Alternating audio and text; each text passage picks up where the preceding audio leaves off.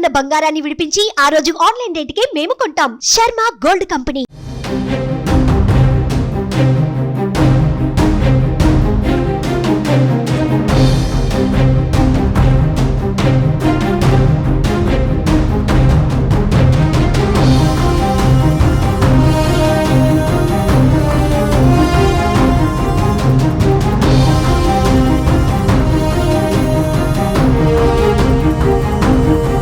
పశ్చిమ బంగాళాఖాతంలో తీవ్ర అల్పపీడనం అంతకంతకు బలంగా మారుతుంది.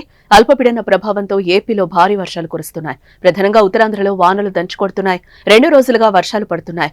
ఇంటి నుంచి జనం బయటకు రావడానికి వీలు లేకుండా వాన కురుస్తోంది. భారీ వర్షాలకు లోతట్టు ప్రాంతాలు కూడా నీట మునిగాయి. పలు ప్రాంతాల్లో రహదారులపై కూడా వరద నీరు చేరడంతో రాకపోకలకు తీవ్ర అంతరాయం ఏర్పడుతోంది.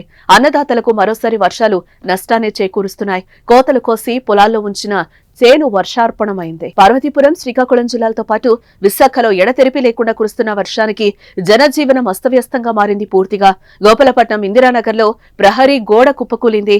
ఆ సమయంలో అక్కడ ఎవరూ లేకపోవడంతో పెద్ద ప్రాణ నష్టం తప్పిందనుకోవచ్చు.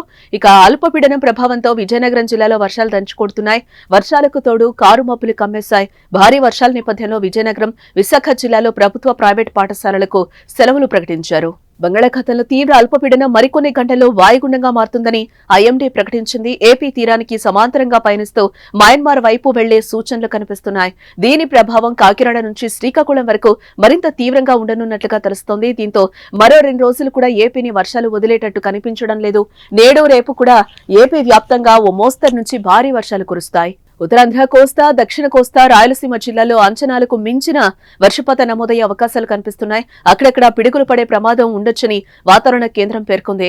ఈ అల్పపీడనం వల్ల నేడు శ్రీకాకుళం, విజయనగరం, పార్వతీపురం, మన్యం జిల్లాల్లో కొన్ని ప్రాంతాల్లో తేలికపాటి నుండి మోస్తరు వర్షాలు కురుస్తాయి.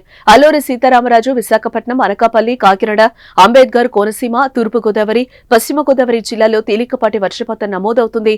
భారీ వర్షాల నేపథ్యంలో ప్రధాన పోర్టుల్లో 3వ నెంబర్ ప్రమాద హెచ్చరికలు జారీ అయ్యాయి. అల్పపీడన ప్రభావంతో ఉత్తరాంధ్రలో కురుస్తున్న భారీ వర్షాలపై సీఎం చంద్రబాబు నాయుడు సమీక్ష నిర్వహించారు.